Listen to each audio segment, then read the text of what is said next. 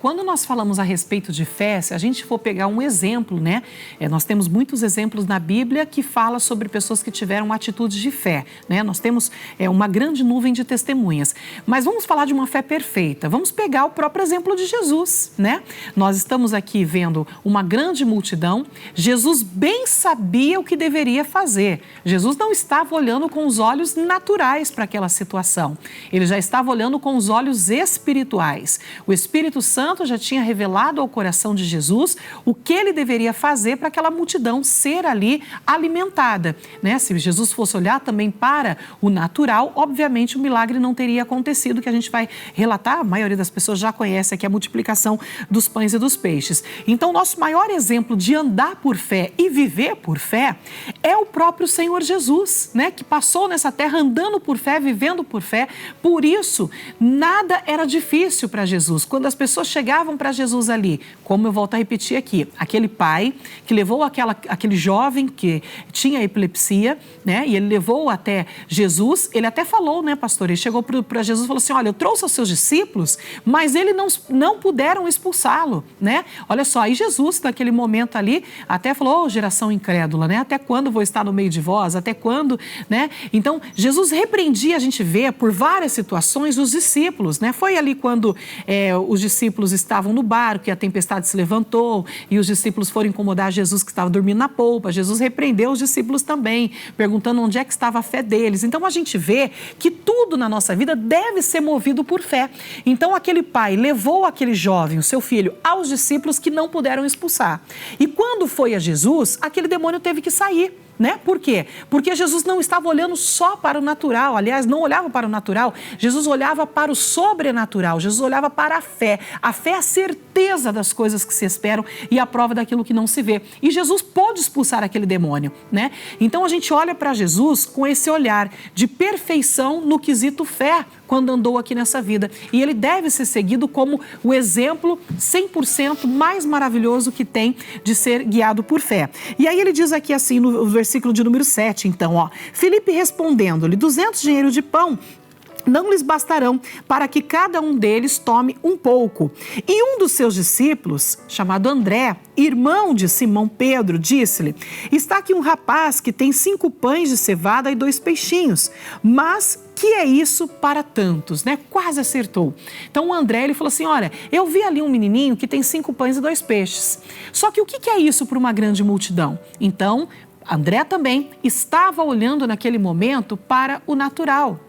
Quem olha o natural nunca vai colher o sobrenatural de Deus. Agora, a pessoa que no momento de uma dificuldade, no momento de uma luta, ela vê aquela situação como um terreno oportuno de receber um milagre, então ela está olhando para o sobrenatural e pode ter certeza que essa pessoa, ela vai colher o milagre de Deus. Ela vai colher o impossível aos homens que vai ser possível para a vida dela. Então, André ainda olhou para o natural, né? Então, pastor Israel, para ter a vitória na vida, em qualquer situação, que humanamente falando seja impossível, seja na área da saúde, seja na área ali familiar, né, na área financeira, a fé é o quesito fundamental para se obter a grande vitória. Porque, pastor, enquanto a pessoa olhar para a circunstância, enquanto ela olhar para a conta humana, enquanto ela olhar para a ciência, enquanto ela olhar para as circunstâncias da vida, para a sabedoria humana,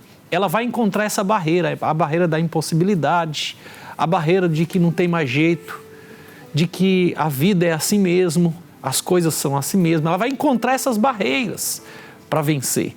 Mas quando ela apela para a fé, quando ela recorre ao poder de Deus e começa a olhar para os exemplos da palavra de Deus, ela então consegue enxergar que para Deus nada é impossível, que essa situação dela realmente pode se solucionar, que a doença dela pode sim encontrar a cura tão desejada. ela pode sim ter um novo tempo de vitória, de felicidade, de realizações na vida dela. Somente quando ela apela para a fé. Enquanto a mente dela estiver atrelada aos pensamentos humanos, atrelada às questões humanas, né, às contas humanas, à matemática humana, à sabedoria humana, ela vai encontrar essa barreira. Mas quando ela recorre à fé e recorre ao poder de Deus, veja que Jesus disse que ele já sabia o que ia fazer. A Bíblia diz, né, que Jesus, ele já sabia o que ia fazer, porque Jesus sabia que ele podia recorrer ao poder de Deus, ele poderia apresentar aqueles pães, ele podia invocar o poder de Deus, ele podia fazer uso do poder da fé para resolver aquele problema, porque talvez seria mais fácil, humanamente falando, despedir aquela multidão, mandar cada um ir para casa, buscar sua própria comida, enfim, era mais fácil se esquivar do problema, mas essa não era a intenção de Jesus. A intenção de Jesus era recorrer ao poder de Deus, recorrer à fé. E assim é a pessoa, pastor Yara, que recorre à fé.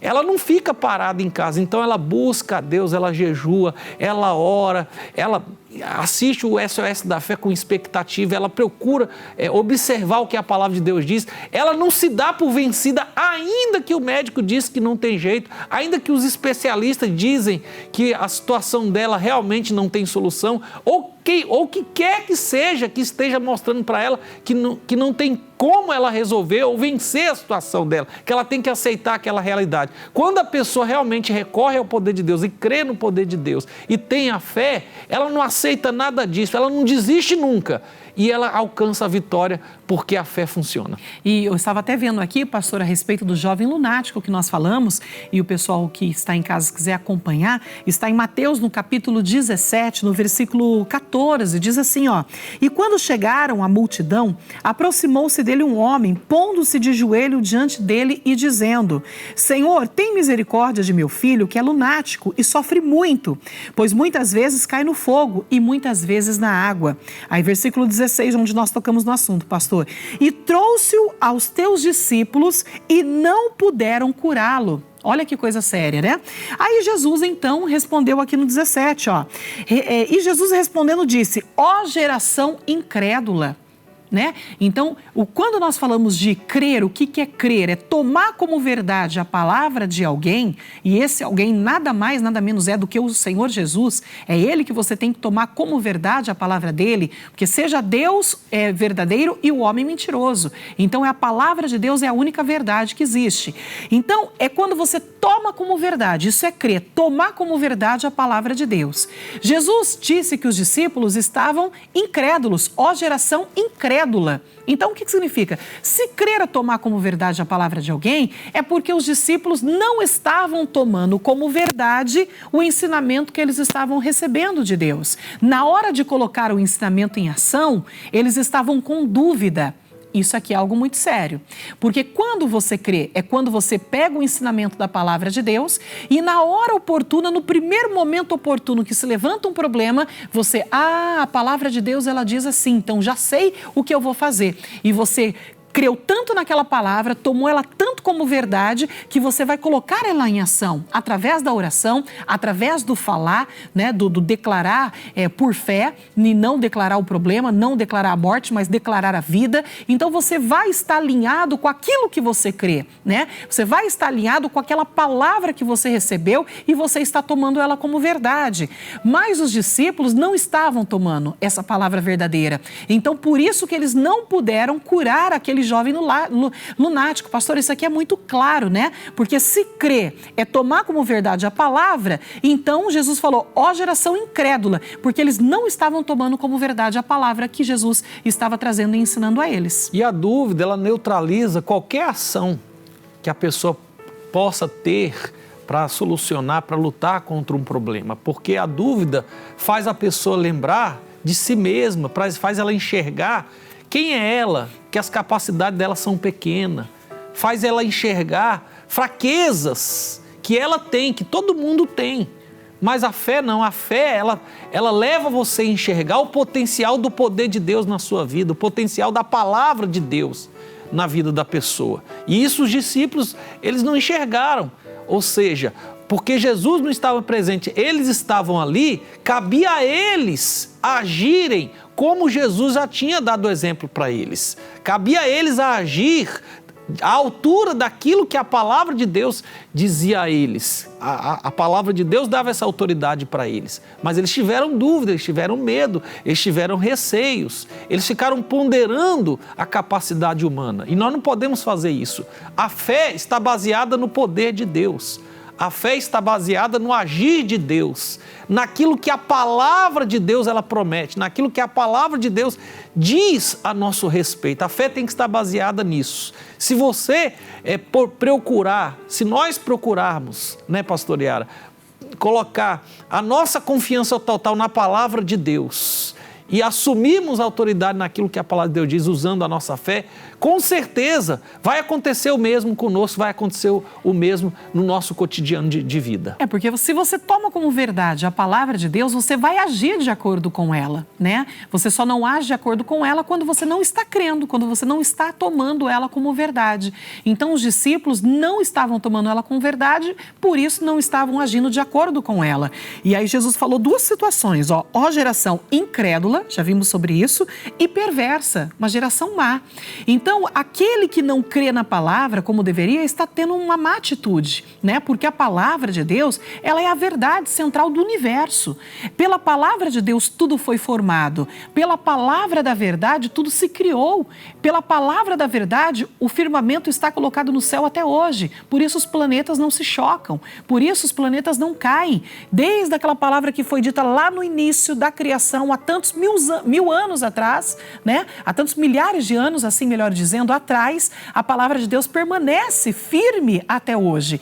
Então a palavra de Deus, ela não muda. O homem muda, mas Deus é imutável em toda a sua palavra, em todo o seu ensinamento, em tudo aquilo que ele dá. Não existe falhas na palavra de Deus, não existe falha nas escrituras sagradas. Você encontra falha na lei humana, né? Existem brechas na lei humana. Você encontra ali nas brechas que os advogados muitas vezes pegam brechas da lei para poder ali recorrer de uma sentença ou tentar ali inocentar o seu cliente que ainda seja culpado. Eles pegam algumas brechas na lei para poder tentar inocentar, né? Na palavra de Deus não existe brecha. A palavra de Deus, ela é perfeita, ela é viva, ela é eficaz. Então nós temos que ter essa convicção no íntimo do nosso coração. A palavra de Deus não é morta, ela é viva e ela é eficaz, ela é operante. E aí diz mais aqui assim, ó geração incrédula e perversa. Jesus está falando a respeito dos seus discípulos. Os discípulos hoje quem são? Somos nós, que andamos com Cristo. Ele não está falando de pessoas lá fora que não têm conhecimento da verdade. Ele está falando de mim e de você. Está falando de nós, que somos discípulos de Cristo. Discípulo é aquele que aprende com o mestre. Então ele está aqui falando sobre mim e sobre você, que estamos aprendendo com ele. Até quando vamos ser uma geração incrédula? Até quando seremos uma geração perversa? Né? Isso tem que mudar e para mudar depende de nós, porque tudo que nós precisamos o Senhor Jesus nos dá através da sua palavra, através dos seus ensinamentos. Agora depende da nossa ação para que a gente possa ver a manifestação do poder de Deus. Jesus veio ao mundo trazer a ação do poder de Deus. Ele não negligenciou a ação do poder de Deus e nós não podemos negligenciar a ação do poder de Deus na nossa vida, deixando a incredulidade agir e entrar no nosso coração. Então ele diz, ó geração incrédula e perversa, até quando estarei eu convosco? E até quando vos sofrerei? Olha a pergunta que Jesus fez aqui. Pastor Israel, essa pergunta, ela cabe muito bem no dia de hoje também, né? Para nós, porque Jesus disse, olha, até quando estarei eu convosco? Porque Jesus sabia que ele iria cumprir a missão dele aqui, iria voltar para o Pai, né? Não nos deixariam órfãos e ele enviaria o outro Consolador. Jesus é um Consolador, o primeiro, e o Espírito Santo é o outro Consolador. E ele fez exatamente aquilo, ele cumpriu exatamente aquilo que falou. Ele voltou para o Pai, depois da morte na cruz, está sentado à direita de Deus, Todo-Poderoso, intercedendo por nós, e nos enviou o Espírito Santo, o Consolador. E aí ele diz assim, até quando vos sofrereis? Ou seja, a pessoa que está sofrendo agora, pastor Israel, né, do outro lado, está sofrendo uma decepção no casamento, ela está sofrendo um problema de saúde, um problema emocional, né? Eu não estou dizendo que a pessoa não passe por isso, todos nós passamos por isso. Eu passo, você passa, qualquer pessoa pessoa está sujeita a passar qualquer problema na vida, qualquer situação difícil, né? Mas ele está dizendo, até quando vos sofrereis? Até quando você vai aceitar este problema na sua vida, passando como uma situação normal? Até quando você vai ficar ali na sua fé, vamos dizer assim, aquela fé parada, né? A fé, ela tem que se movimentar. Jesus está dizendo para nós, até quando você vai ficar na inércia, sem se movimentar? Porque a inércia nada produz, a inércia da fé não vai produzir nada. Até quando você vai sofrer? Quando é que você vai levantar, se despertar na fé para poder ver a sua vida mudar?